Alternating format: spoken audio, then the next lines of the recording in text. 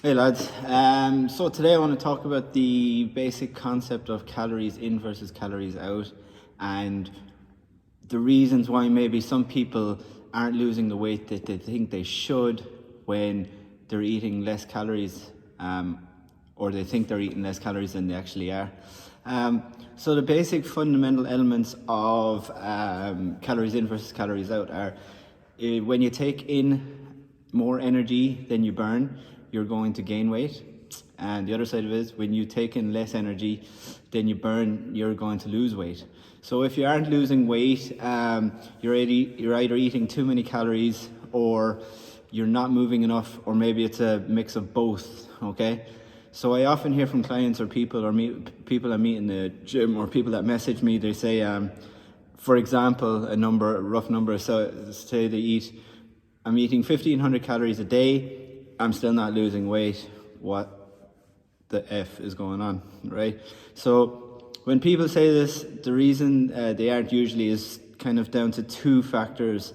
At the end of the day, if we were to simplify it, there's a lot more things at play, but if we're just talking about for this video, one is people that often underestimate how much calories they're actually eating in a day, okay? So it's easy to miscalculate how many calories you're actually taking in.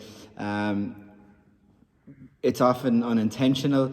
The most typical ways people do it would be they underestimate portion sizing. So, for example, without precisely measuring, say, peanut butter, what they think is a tablespoon of peanut butter might actually be 2 serving sizes of peanut butter. So it'll actually equal to about 90 calories each time you do it. So each time you think you're having your 1 teaspoon or tablespoon of peanut butter, you might actually be eating double that amount very easily. Another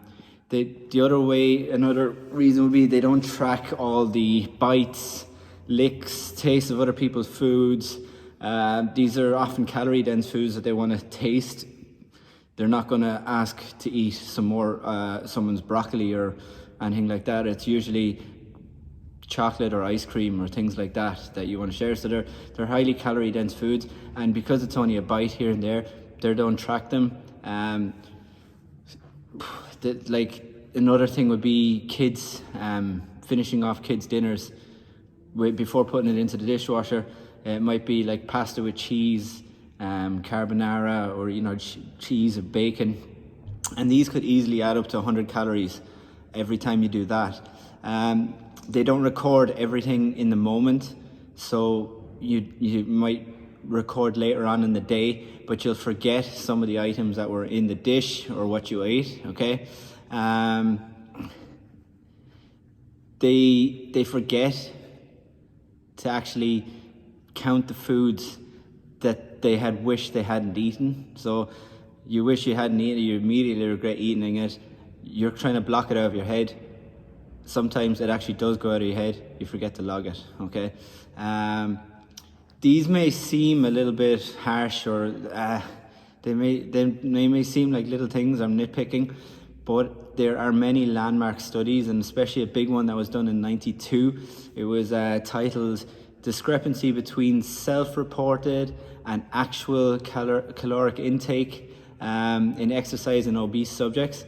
This was done by a series of follow-up studies which showed that people actually underestimate how much they eat over the course of a day, sometimes by as much as 1,000 calories, okay? So people may unintentionally be doing it, but just underestimating calorie intake is one reason. The second reason that people maybe only perceive to be eating 1,500 calories a day and not losing weight is people overeat at the weekends, okay? So work weeks can be tough. We're stressed with our jobs. Friday night rolls around and we let the guard down and let loose a bit. So the weekend might break down into something like this. Person's eating 1,500 calories on the weekdays, which gives them a 500 calorie deficit per day. Example, that's not real life, but say you're putting 500 calories away in the bank every day, you've got 2,500 calories deficit. That's a lot. okay? But at the weekend, you deviate from your normal eating just a little bit. Friday night, have a few drinks with friends, maybe a couple slices, not even a whole pizza, but a couple slices of late night pizza. Saturday then, you go do your morning workout, then you go for an extra big lunch because you've worked out, okay, but you have an extra big one. Then on Sunday, you go for brunch. It's not breakfast, not lunch, so you can eat double, right? And the final tally of that harmless enough weekend could be something like an extra 4,000 calories. When all said and done between Friday and Sunday, all those harmless things you think you deserve, 4,000 calories. So what you've effectively done there is cancelled out your deficit that you built up in the bank, and you've actually added some. So if your normal daily average was 2,000 calories per day, bumping it up like that could make it up to 2,000. So you actually up to 2,071 calories per day, putting you actually in a surplus. So that harmless weekend just undone all the good work you've done in the week. So try not to let the guard down too much of the weekends. I'm not saying that you shouldn't enjoy a few drinks with friends, or you shouldn't enjoy your weekends, but you also have to be mindful in the fact that those calorie-dense foods and eating all that extra will put you in a surplus, or even leave you balanced on your calories.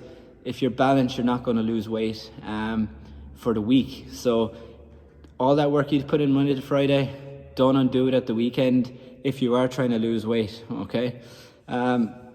If you've slashed your calories and you're doing exercise but you still aren't losing weight, maybe just look at the small clues or slip-ups that are happening and see if you can figure it out. Okay, bye.